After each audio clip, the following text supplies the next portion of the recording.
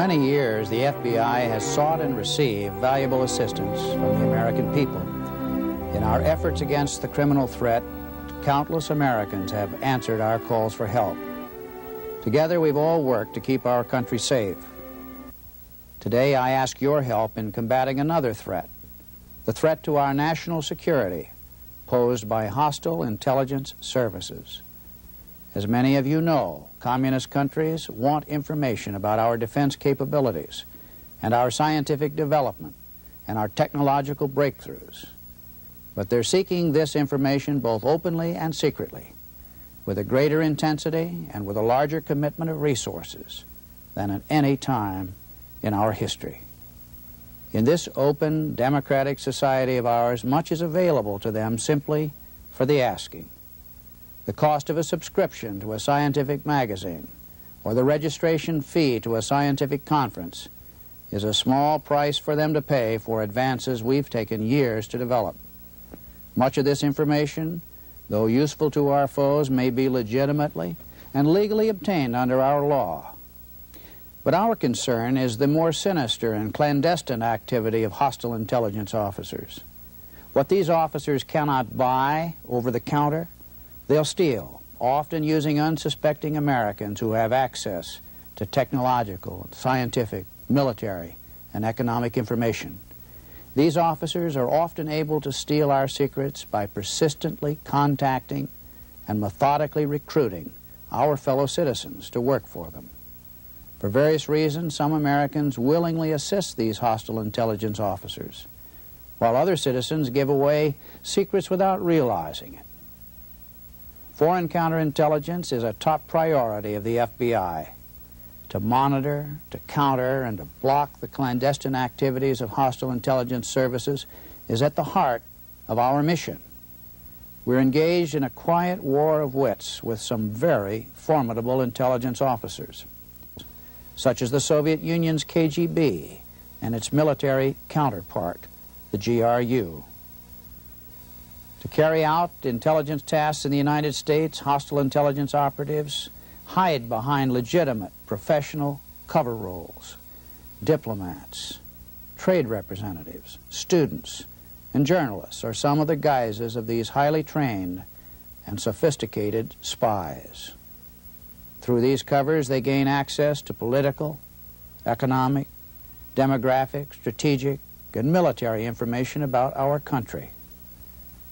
From sites in New York, Washington, San Francisco, Chicago, Houston, and other urban centers, hostile intelligence officers are working within our cities and against our country. We estimate that 1 out of every 3 diplomats from a communist country is, in reality, an intelligence officer. The ultimate goal of these intelligence officers is, as I will repeat again, to recruit Americans to work for them. These intelligence officers are not always easy to identify, but many of their tactics of recruitment are by now all too familiar to us in the FBI.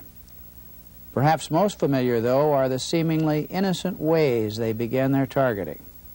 In deceptively idle conversations with Americans from all walks of life, hostile intelligence officers are carefully evaluating the strengths and weaknesses of their American contacts. They may then try to exploit weaknesses like taking advantage of a certain character flaw, or pressing a financial need or a psychological dependence of some kind.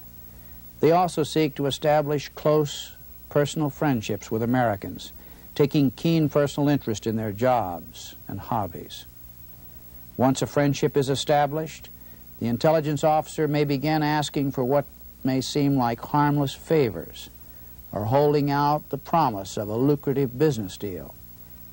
Their techniques are very subtle, and seldom do we see outright blackmail used in the United States.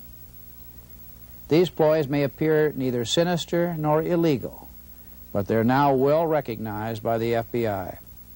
No matter how cunningly disguised, they are the first revealing steps taken by hostile intelligence officers down the path toward the recruitment of Americans. The training manuals of the KGB and other hostile intelligence services state very clearly that greed is the main motivating force of Americans. But they also seek out those who disagree with American policies, those with a dissatisfaction at work, or those with a fondness for the intriguing cloak and dagger world of espionage. The FBI has learned much about this world in the almost half-century of countering hostile intelligence activity.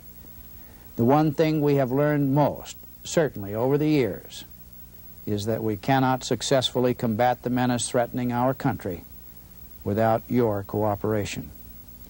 For this reason, the FBI has a vital need to know about your contacts with representatives from communist countries. Letting us know about seemingly innocuous or confidential meetings can assist the FBI in evaluating the missions of these foreign representatives. With your help, we can determine which of these representatives are intelligence officers and monitor more closely their activities. The help of American citizens is important to all FBI undertakings, and certainly in the counterintelligence arena. We cannot succeed without your assistance. I urge you to report contacts with representatives from communist countries to your security officer, if you have one, and to your local FBI office. We can keep America the most advanced and free country in the world, and we can do it by working together.